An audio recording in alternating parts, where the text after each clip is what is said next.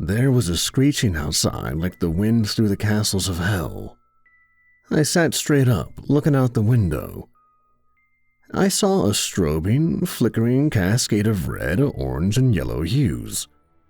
For a moment, I thought I was still stuck in some sort of inescapable nightmare. A gaunt, oval face stared in through the window. It didn't register how bizarre this was for a few seconds, until I remembered I lived on the 3rd floor. I jumped out of bed. Long, bony fingers curled into a clenched fist tapped lightly on the glass outside, dragging a sharp knuckle across the window. From his eyes there spun a web of luminescent lights, flashing like fire. I looked straight into them for a moment, feeling blinded as if I had looked straight into the sun. I quickly turned away, seeing shapes streaming past my closed eyelids from the explosion of light they had suffered. Everything looked white with a bare silhouette of the grinning creature, with the spiral eyes burned into the back of my retinas. I stumbled away, blindly hitting the nightstand and sending the lamp smashing to the ground, breaking it. I ran into my father's room, crying and screaming about the monster outside my window. He got up, sighing, but he grabbed his pistol and went into my room. A few moments later, he called me. "Come here, Roland," he said in a gruff, harsh tone. "I want to show you something." With my heart still hammering, I wandered back into the room. In the window, I saw melted into the glass 2 swirling spiral patterns. Hints of red, yellow, and orange still glimmered in the circles, like cinders sparkling above a bonfire. "Did you screw up this window?" he asked, clenching his fists. "And did you break your damn lamp?" The gun laid at his side. "No, Dad, I swear, there was someone outside," I started to say. A stinging slap smacked me across the face. "Don't lie to me, you little shit," he growled. "I work hard for this family, and you have your little vapors and lunatic episodes and wake me up for no reason." I felt warm rivers of blood stream from my nose. I cringed back, trying to avoid what I knew was coming. But my father was extremely fast, and he had built up muscles over years of labor. Old man strength, my friend Frankie called it. I felt the fist smash into my stomach. I doubled over, retching.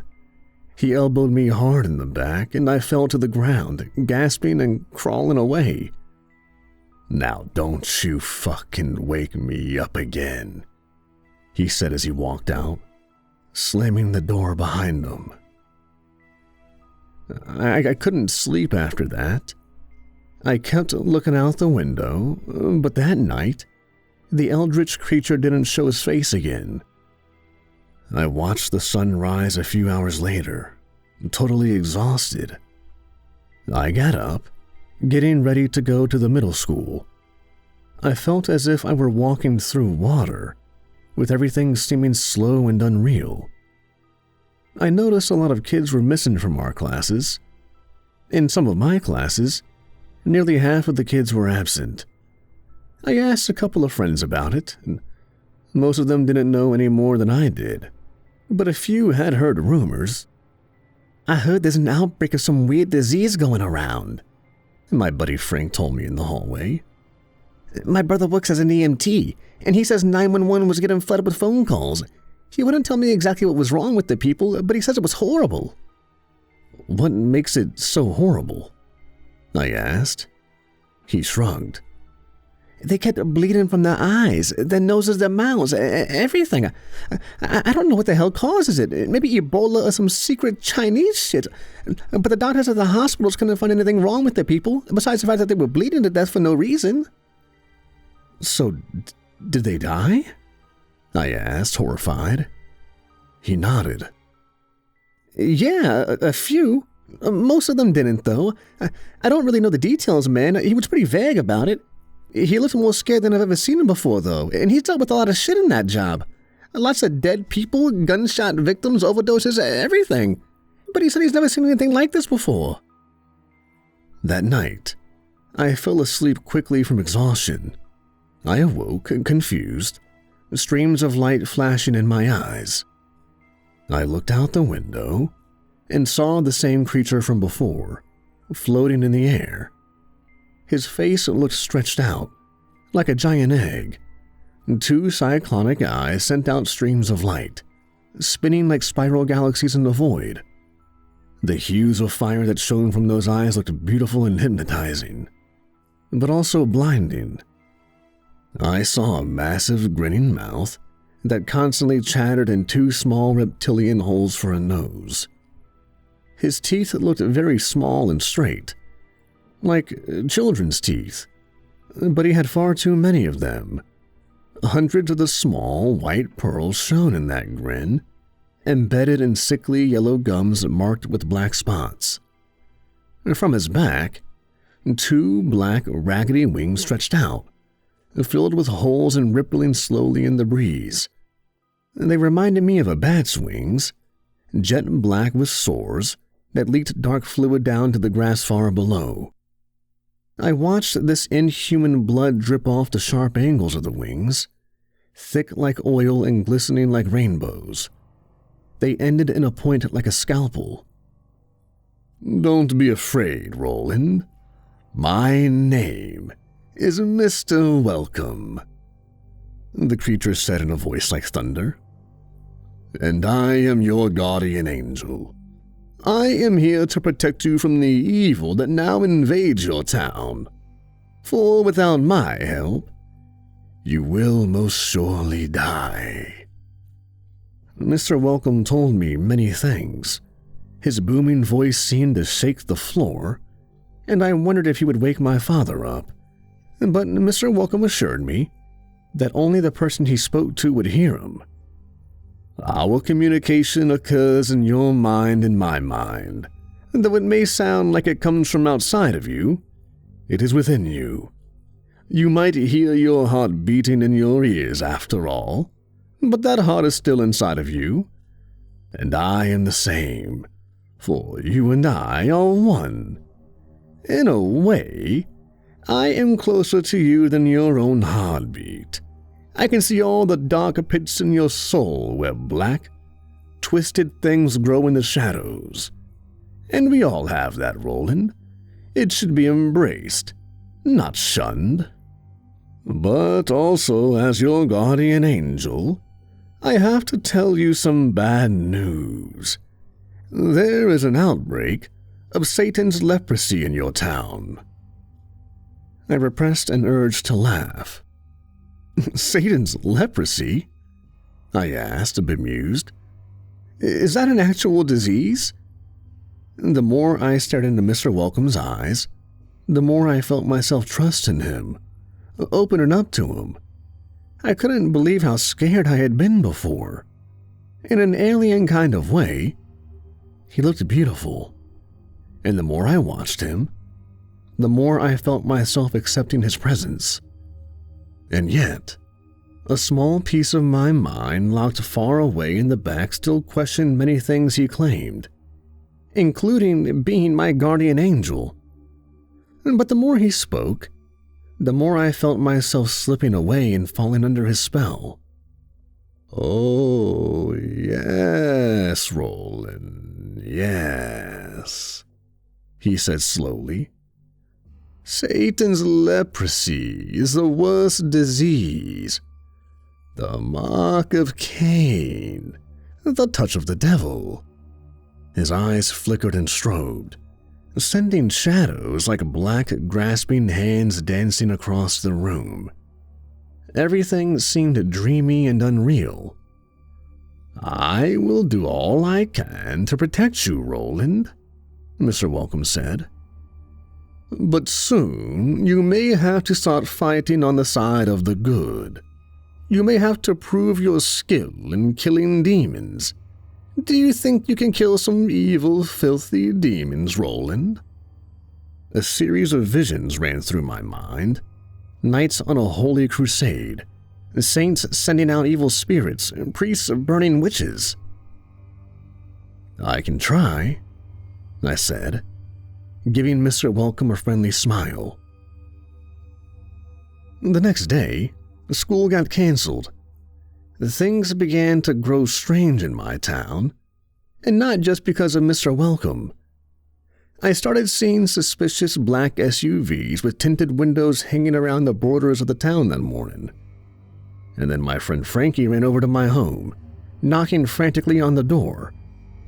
My dad was a mechanic who owned his own shop, and he had already left for work. So with school now canceled, I found myself home alone for the day. Frankie's dark brown eyes looked excited and wild. They gleamed with terror and adrenaline.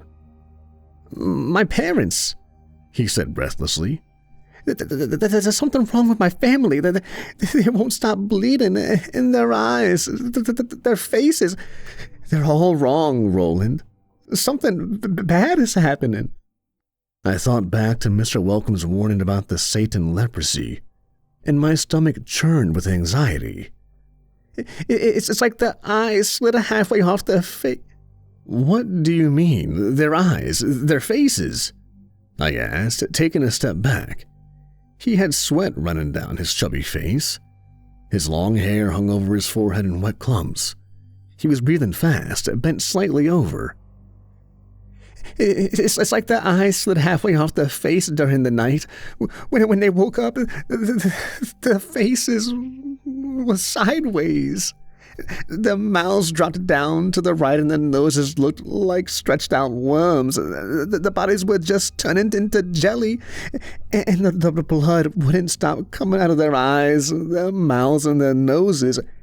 It soaked the floor." He began to cry, hyperventilating. I thought he might pass out. "You've got to be kidding me," I said, a sense of disgust and nausea rising in my abdomen. "No disease does that to a human body. That's physically impossible." He shook his head. It wasn't just my family, my neighbors too. Their kids got sick. I tried calling Angela and Mike and a few other people, and none of them are answering the phones." At that moment, I heard the revving of many engines. I saw the black SUVs with the tinted windows driving slowly down every street. They began to play a pre-recorded robotic speech from some hidden speakers. "A 24-hour curfew is now in effect for this area," a cold robotic voice said. "This town is now quarantined. Anyone found on the streets will be subject to immediate arrest. Return to your homes and stay inside. Do not leave for any reason. Agents will soon come to you to talk to you and explain everything. Please remain calm. Return to your homes and stay inside. Do not leave for any reason." I pulled Frankie inside, slamming the door and locking the deadbolt. I had a feeling my father wouldn't be coming home today. That day, the sun set early, sending red streaks like blood from a crime scene across the clouds. Frankie and I sat at the table in the kitchen. The cable had gone down, so there was no TV. Moreover, our phones no longer worked, but the electricity kept running. We were eating the perishable foods first, in case it also went out. I had a package of sliced turkey, mayo, cheddar, lettuce, bread, and milk. We kept eating and drinking as much as we could while we waited, not knowing how long we could end up trapped here or whether food would come in. While we ate, I told Frankie about Mr. Welcome. "He has eyes like an angel," I told him.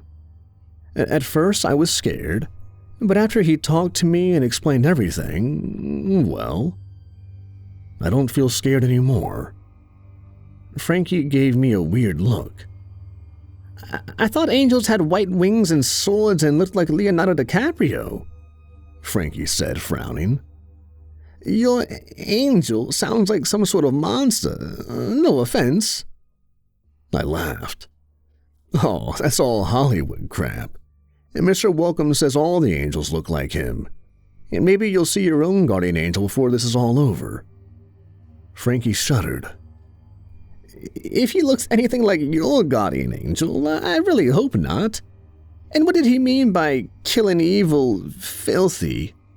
A loud slam at the door made us both jump. I got up from the table and ran over to the peephole. Standing in front of the door, I saw Frankie's older brother, Jesse.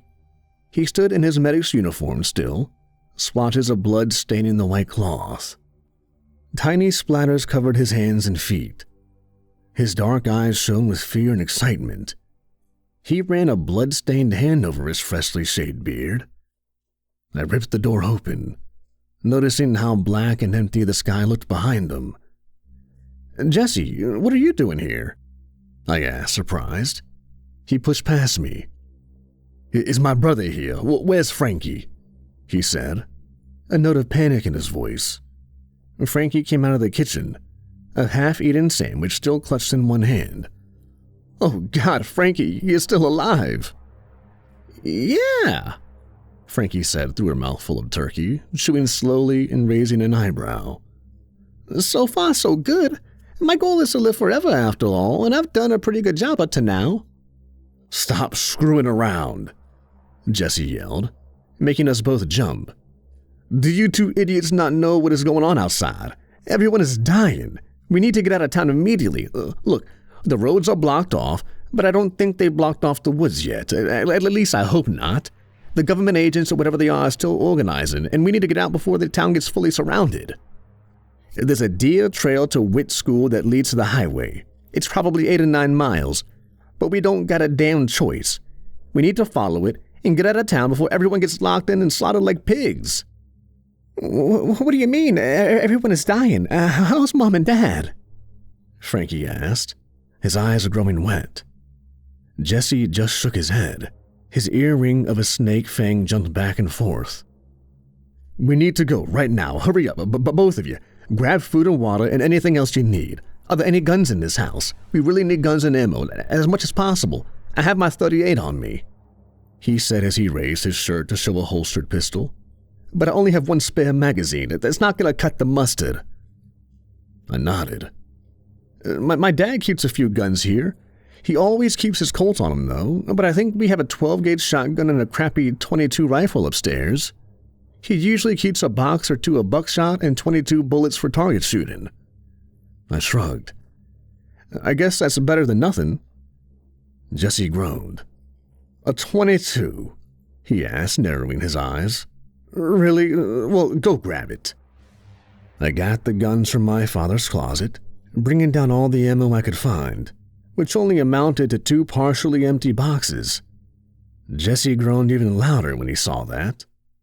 "All right, which one of you is a better shot?" he asked me and Frankie. We looked at each other. I guess I am, at least with a BB gun," Frankie said. Jesse shoved the .22 and ammo into his direction, giving me the shotgun and remaining buckshot. "Then you should take the shotgun," Jesse said to me. "You only need to point in the general direction and shoot. It'll spray pellets that'll rip through skin like butter." "Why do we need guns?" I asked, feeling anxious. "You haven't even told us what's happening." Jesse looked up sharply. "Haven't I? Well, there's not much time. We need to go now. I can tell you on the way." We walked out into the dark, moonless night. I saw the glinting of many teeth in the shadows of the backyard. "Mr. Welcome!" I cried, relieved. Jesse and Frankie spun to look at the creature. He stepped out of a hidden alcove next to the chimney, his emaciated body standing 10 feet tall. His eyes started spinning with their hypnotizing light. His bat-like wings lazily writhed up and down in the light breeze. "I'm so happy to see you!" Jesse and Frankie backed up slowly, their eyes filled with horror. "Roland," Mr. Welcome said. Roland, I would never leave your side. I am here to protect you." I walked forward, as if sleepwalking, putting my arms out to hug Mr. Welcome. He put his hands on my neck, pulling me forwards. They felt like cold, melting gloves of candle wax pressed against my skin. As I hugged his flesh tightly, I felt blood draining from his rotting skin like soapy water from a wrung-out sponge. I sensed the dark, oily fluid running down my bare hands and arms. It smelled like rancid, rotting meat, but still, I only felt total love to Mr. Welcome. "Roland," a deep, growling voice said from behind me. I turned to see my father scaling the back fence. He looked at Jesse and Frankie, dismissing them with his eyes. Then he turned to me and Mr. Welcome. He had his Colt revolver in one trembling hand.